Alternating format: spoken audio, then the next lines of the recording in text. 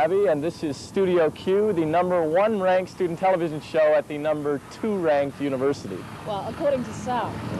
This week we'll have the latest on this year's Macleans University issue, as well as lots of great pictures from the science formal. But first, the ASUS executive has made up his mind and Surface is dead.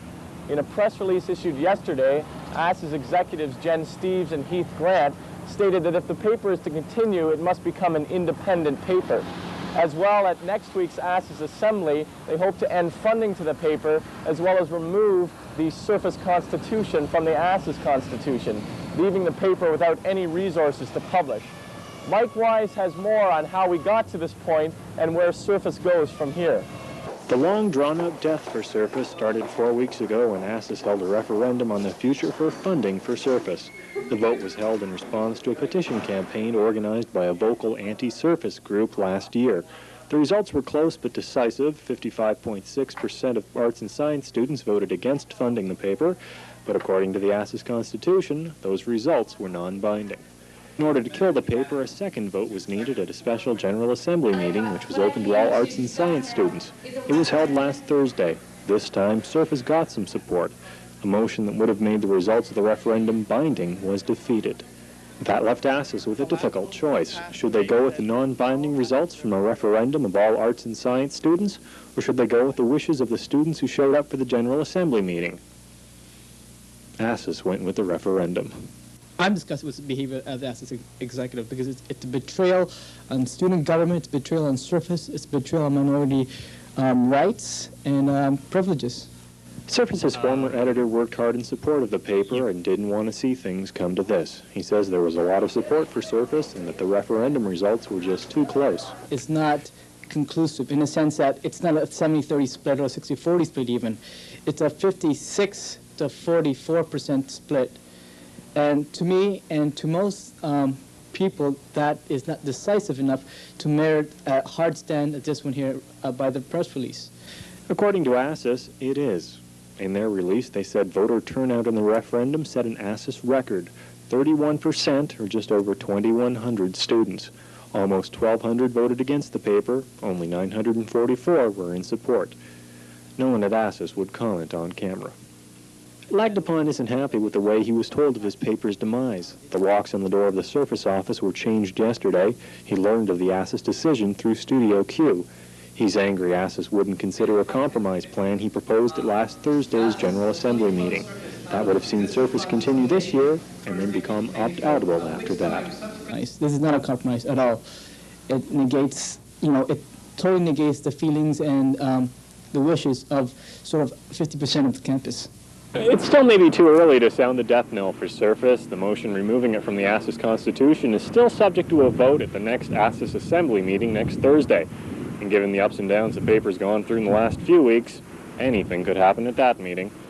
For Studio Q, I'm Michael Wise reporting. Still to come on Studio Q, Science Formal 93.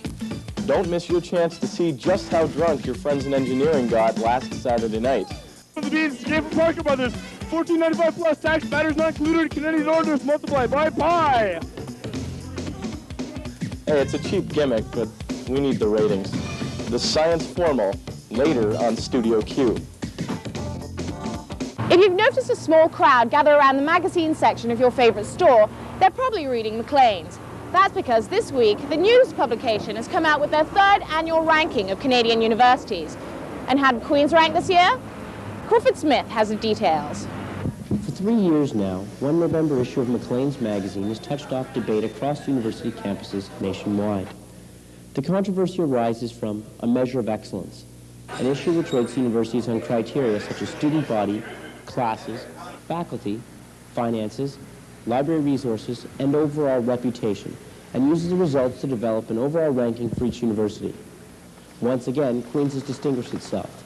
And although we didn't finish first, as one student I spoke to said, second is better than 10th. Second is better than 10th. Sorry, Alberta. Second is better than... For those of you who weren't able to pick up a copy, here's how the rankings looked. In first, it was McGill, followed in second by Queen's, then U of T, UBC, and McMaster. To high school students that are going to Not university. surprisingly, there are diverging views on campus of the importance of the rankings. Well, it's every university is unique probably, and it's good like this university is good for a lot of people, but might not be good for some that are going to other schools. It's totally a personal thing, so the rankings don't really mean much. I don't think so. I think all the universities should try to be the best possibly can, and rankings like this encourage schools at the lower end of the scale to improve themselves. I don't know who pays attention to the rankings itself in the Macleans survey. I think it's more the information that's provided from them. An important function the article performs, though, is it forces university administrations to be more accountable with their tax dollars. Dr. Eastham of Research Services explains how being obliged to divulge this information ultimately affects how Queens spends. We're not going to be able to go back to the old days. We have to become more accountable, and when we all use a lot of public money, and we have to show the public that they are indeed getting value for the substantial taxation public monies that we use. Overall, the university administration is quite obviously pleased with the results of the Macleans survey. Head of Public Relations Dick Bowman commented. So the world knows, in a sense, those who read Macleans at least, that for the third year in a row, this particular university is pretty high up on the list. Although not perfect, even after 3 years, the Macleans ranking still carries a lot of clout with university administrators and taxpayers. University students themselves don't seem as interested. After all, we know who's number one. For Studio Q, I'm Crawford Smith, reporting. A tenured professor at the University of New Brunswick has caused quite an uproar over an article he wrote about date rape. Martin Yaxan, who is an assistant professor of mathematics at UNB, wrote that sexual intercourse is a necessity for teenage boys, and that women who had sexual intercourse with a large number of men would not suffer from date rape to the same extent as a woman who is a virgin. The article was published in the campus paper, The Brunswican, and was meant to identify the differences between rape of the past and present. In the article, Yaxan wrote that the sanctity of sex or sexual intercourse was enshrined in the past in some form of marriage ceremony, and the male had to make a lifelong commitment to the female to satisfy his sexual needs. He writes, however, society has eliminated these social conventions and thus leaving no means for young men of 17 and 18 to control their need for sexual gratification. University co-ed residences may be helpful, but they do not provide an opportunity for sexual gratification for all male students, and therefore the reason and the need for date rape. Yaxan also enlightened his readers by informing them that girls should be taught that hugging and kissing might be pleasant and adequate experiences for them, but they are simply a prelude to sexual intercourse for men and cannot be carried on indefinitely. And he advises promiscuous women who have been victims of date rape to demand monetary compensation for her inconvenience of discomfort rather than express moral outrage. The article has provoked outrage at the University of New Brunswick, and Studio Q went to find out the reactions of Queen's students. It's scary that someone that educated would speak in such a way or like voice their opinions when they have a position of power like that. Even though we think that we've made a lot of progress, it really shows you when you see something like that how much more we have to do to educate people that are that ignorant about issues such as that are so important in today's society. It's obvious he's kind of, I don't know if I'd want to be taking a class of his, seriously, as a guy or a female. He obviously holds some sort of strange views, and I think it's a good idea to bring light to it. Well, I was with a group when I read about it, and I think the general consensus was we were all really disgusted, and we couldn't believe that something like that was being said in public, let alone by a professor at a university like UNB. The administration at the University of New Brunswick has denounced the article.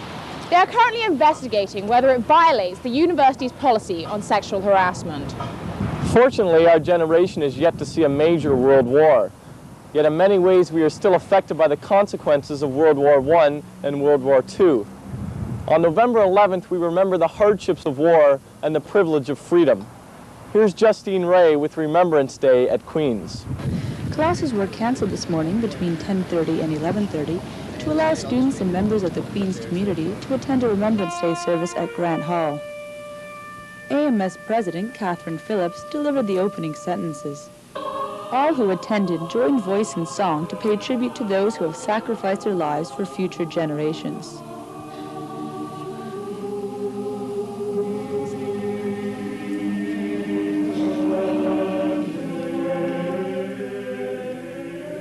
university chaplain, Reverend Brian Ewan, conducted a prayer of remembrance. We remember their courage and their peace. We remember the gift of their lives, the love, the toil, the sweat, and the tears. His words inspired feelings of hope that one day we will live in a world without war. For Studio Q, this is Justine reporting. Solomon Perel, the man whose life the film Europa, Europa is based, spoke to a packed Ellis Auditorium Wednesday night. Mr. Perel survived as a young Jewish boy in Nazi Germany during World War II by disguising himself as a German soldier. The talk was sponsored by Queen's Hillel and AMS speakers. All rise for the Speaker of the House. The Queen's Debating Union hosted the 93 Leisure Cup last Sunday. In all, 40 teams participated. In the final round of it was U of T up against York in a war of words. York came out ahead to win as the Central Canadian Debating Champions. This past weekend was the QBET Conference. It attracted university students from across the country for a weekend of whatever commerce students consider fun. And if you're in commerce, then you'll know what that is. And if you're not, well, here's Cheyanne Church to fill you in. The statistics show that commerce students have a higher rate of employment upon graduation than most undergraduates. And Queen's commerce students do better than most. Where do they get their advantage from? After a little super sleuthing, I was able to discover one of their secrets. QBET, Queen's Conference on the Business Environment Today. QBET is the first of two big conferences that will be held this year by the Commerce Society. What constitutes big? The cost for the conference this year is budgeted at approximately $40,000. But what is QBET? QBET's a 2.5-day business conference that's organized annually by the students from the Queen's Conference program. This year we had about 160 students attend to hear speeches from leaders from the Canadian business, academic, and political communities. Students chose to attend 3 interactive sessions from a possible 13 speakers. The speakers covered business issues ranging from marketing brand names to ethics in business to international capability of students. The learning didn't end with the speakers. Intensive skill development was the never-ending focus of this conference. Skill development included strategic thinking and leadership by example. Also, highly competitive environments were simulated to test performance under pressure. This conference was not Queen's exclusive. A record-breaking 17 universities participated. Miguel. Hi, we're from Dalhousie University, Halifax, Nova Scotia. Other distinguished keynote speakers included Harry Rosen, head of one of the most successful men's designer clothing chains in North America, along with Hugh Siegel and Lynn McLeod. The rigorous academic activity lasted far into the evening. Friday night's activities had an unexpected theme, money. The competition at the blackjack tables became intense at times, but luckily no one was hurt. Some students couldn't stop practicing their skills and tried to beat the roulette wheel. Unfortunately, some of these activities got out of control and the hotel was damaged. The Ambassador Hotel levied a fine of $1,300 on the QBET committee. Well, Thursday night we had a karaoke party that seemed to spill over into the hallways after it was done. There was a fair amount of damage that was caused. There were broken beer bottles in the hallways and the elevators. The pool was polluted with beer and with broken glass. The fine was covered by charging each delegate $6.25. Regardless of this unfortunate incident, QBET 93 was considered a resounding success, and many delegates are eager to return next year. You bet! You bet! For Studio Q, this is Cheyanne Church reporting. This is Taser Lawrence with What's on Roll this week. Early 80s week continues at the QP. Catch 16 Candles Friday at noon, a euchre tourney at 2 o'clock, and a live band, Leisure Suite Larry at 8 o'clock p.m. Saturday, don't miss Ian Jameson live, and Sunday, watch Reservoir Dogs at 8 o'clock p.m. Downtown at Dr. Gray's, the light prices last all weekend long. Thursday night, catch the Doc's Disco Party and Com 97 Smoker. Friday and Saturday, party with the Medical Variety cast and crew. Sunday, the live band's Thorax and the Shermans will be playing, and don't miss Michael George live on Tuesday. Now, back up at the Shot. As always, you can catch The Simpsons and Seinfeld on Thursday night. Friday kicks off the Carlsberg Dart Competition and Bedhead Fridays. Sunday, don't miss the Electrical Engineering Pool Tourney. And come celebrate Haskell McLeover's new CD recording on Tuesday. They will be playing live. Look out below, our favorite underground campus pub is hosting a Crossroads Smoker on Saturday. Don't miss Alternative Music Night with DJ Jen on Monday, while the bands by Divine Right and the Inbreds will both be playing live on Wednesday.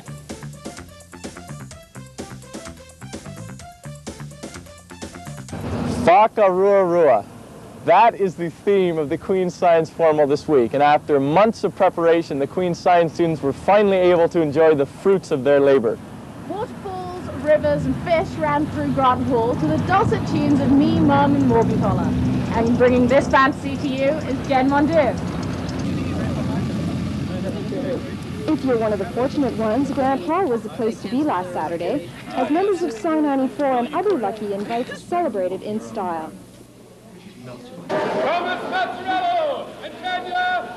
With the town crier announcing their arrival, guests entered not only what was quite possibly the longest-awaited night of their lives, but also one which signified an incredible culmination of months of hard work.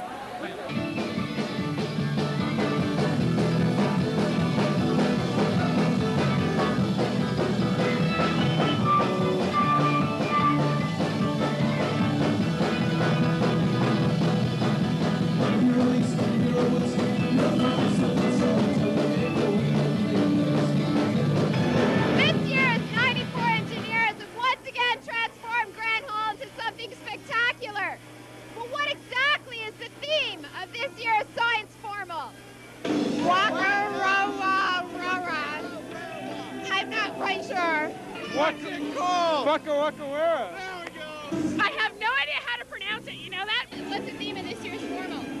It's a waka, I don't know what the hell It's to drink. It's to drink. It's a New Zealand tribal theme. What's it called? Murray, it's waka-waka-rua. Waka-rera. Waka-rera-wera. That's not bad, yeah.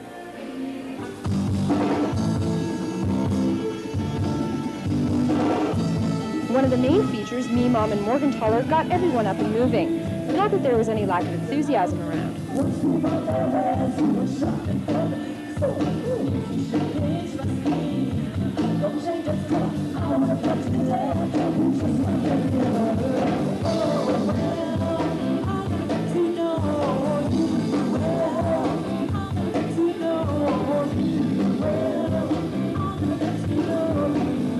Science Formal obviously means a lot to these crazy plumbers, but despite the nature of the evening, some engineers were better able at putting the night into perspective.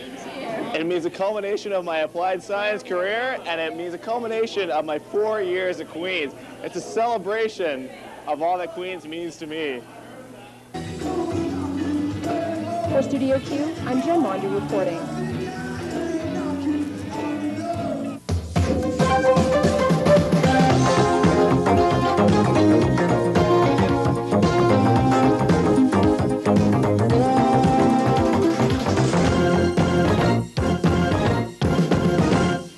If I had $1 million, if I had $1 million. I think I'd give my money to biology labs because they are extremely underfunded and need a lot of money. Oh, and also to help improve our gym facilities because as most people know, that dungeon of a gym sucks. I would donate, like an amusement park. You know, roller coaster ride, Ferris wheel. That way, between classes, you could just have a good time, relax. We donate a keg. So we're never going to win $1 million, so we don't have to worry about that. A playground. I would donate a playground. Yeah, and I'd just have a new faculty to teach people how to use my playground properly. New benches for Matt Corey. They're really ugly. They're really uncomfortable, too. They're purple and pink. Look at them, and half of them don't even have cushions. I think that's what I'd donate. We'd buy Queens. Migration to California. The whole thing. California. Move it, all the land, everything down there. So we could be nice and toasty warm, because this weather sucks. I'd donate a giant donut machine. I guess my liver, because I think students here need it more than I do. I just don't know. What does $1 million buy these days? I'd buy you a fur coat. But Everyone not needs one of those. but not a real fur coat, because that's cruel. Next week on Studio Q, Exams will be here in a few weeks. Are you stressed yet? Then don't miss our exam survival guide. Catch the finer points of studying and learn how to make the next few weeks of your life livable. Next week on Studio Q.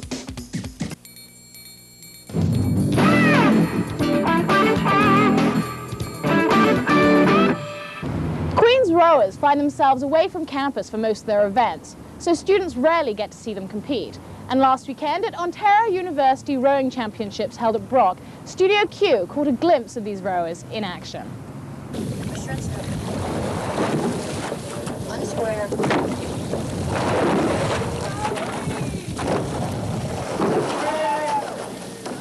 The attractiveness of the sport is the amount of dedication that has to be put into it. The hours of training, basically they result in a very fluid motion and just the sheer power and the speed of the sport. Our average week of training requires us waking up at about 5:30 every morning to get down to practice at 6 o'clock in the morning. Basically, every morning we go out for about an hour and a half and just row for an entire hour and a half, and it consists of various pieces of different times. Like one morning we might do a 20-minute piece. The next week we may have a morning where we do 1-minute pieces. It's basically very diverse training, but it all serves the same purpose. Before a race, there's no doubt about it, everybody's a little nervous and just excited about the competition. Except it's amazing because during a race, once you start, your mind goes blank and you just concentrate on who's calling the race, which is the coxswain, and how you're going to get that boat to the finish line first. And it's dependent on your own will to push yourself that hard. It's after the first 10 strokes you're in pain and you just want to stop. I think that there's always that extra bit of will to push yourself harder at the finish, even if it means that you pass out or whatever at the end. You become so in tune with the boat. You hear everything. You hear the rushing of the water underneath the hull. You hear the oars going into the water, and you hear the oars turning in the oar locks. It's just the more you're attached to the boat, I believe the better you can make it move. The key images, well, I'd have to say the people I've met, the races I've been in, the moments on top of the podium, just the reward of knowing that you've had a good race and a good season.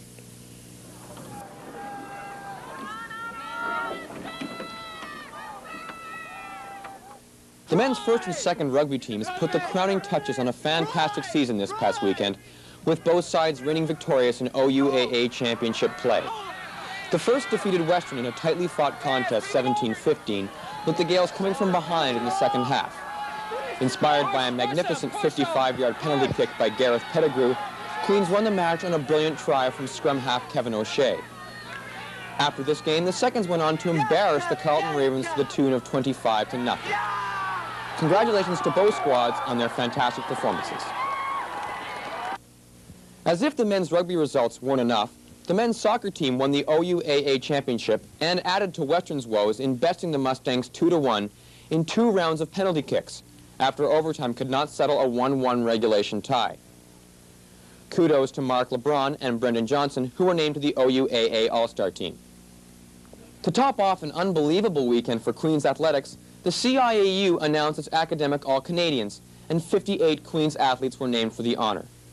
In addition, of the 24 sports that are sanctioned only by the provincial associations, Queens placed another 44 athletes in this category.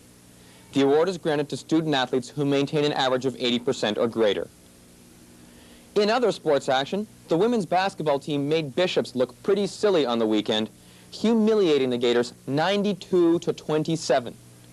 No, I couldn't believe the score either, but it's true. They then went on to beat Windsor 60-54. The men's hockey team played 2 tough matches on the weekend, losing 6-4 to York and 7-2 to Brock. But this is not the end of the story from the ice. Last season was full of surprises for the Queens men's hockey team, After going 8-11-3 in the regular season and finishing 6th in the OUAA Eastern Division, the Gales surprised everybody by beating a strong Trois-Rivières team in the first playoff game. They then went on to take the University of Toronto to the third game of a best-of-3 series before eventually losing to the CIAU finalists. Now, after having a full summer to reflect on last year's performance, the team has come into the 93-94 season with a very positive attitude. Assistant coach Kevin McGinnis knows the goals the team has set for itself this year. And we expect to not only make the playoffs, we expect to win some games in the playoffs and maybe win our whole division. The Gales have lost some talent from last year's team, but they are primarily a veteran squad this year. Back is last year's leading scorer, Dan Brown. Brown has been given the role of team captain and realizes where this year's team stands compared to last year's. This year, we have the same team back, missing 2 players, 2 top scorers, but I think we're a harder working team this year. Right now, our weaknesses are just we haven't been on the ice that much during the summer. It's really tough to play hockey during the summer and have a full-time job. But right now, we're starting to get things together. Head coach John Phelan has been with the team since 1988 and will attempt to lead the squad by capitalizing on the Gales' strengths. What we have in strength is we have good, strong defense, and we've got some good depth in forwards, where we have probably 12 forwards that can all play and each get 10 goals. If that comes off, then we're going to be a hard team to play against. So the Gales know what they must do if they want to be successful again this year. They need big years from players like Jeff Goslin, Gary Girardi, and Brian Budgell, just to name a few. There's a good balance on the team this year. Big forwards, strong defense, sound goaltending, and a touch of aggressiveness to boot. The question remains, can the team make use of these strengths and reach their full potential? A new season has arrived for the Queens men's hockey team, a season that has been marked so far by a strong sense of determination and drive by a veteran squad and its coaching staff. Yet only time will tell if the efforts can be put to success, and whether or not the team can once again exceed everyone's expectations. For Studio Q, I'm Jason Durant reporting. Well, that's it for this week's show. Now, I have a question. Who actually pays attention to the Macleans ranking survey? I don't know, but I hope no future employers, because we're no longer the leaders of tomorrow, neither are we the most innovative. So, we were once the leaders of tomorrow and innovative? The last couple of years we were. However, we are ranked number 7 in the whole of North America, ahead of McGill. And we had the #1 library, I think, too, so that's really something we can be proud of. The giveaway this week, then, give us the name of one of the bands who played at the Science Formal Smoker this week. Not a smoker, just the Science Formal. If you know that, give us a call at 541-1040, and we will give you a prize from what? A t-shirt from The Shot and a baseball cap from Whack Outfitters. Okay, and this is for the Thursday show only. Okay, once again, if you have any comments or questions or any suggestions, give us a call at 545-6699. Better yet, drop us a line, Studio Q, Room 22, JDC, Queen's University, K7L, 3 and 6. And for anyone even faintly, remotely connected to Studio Q, there's a smoker Thursday night. So come out at 8 days, yes. So that's it for this week's show. Thanks for watching. I'm Graham Abbey. And I'm Sharie Ross. See ya.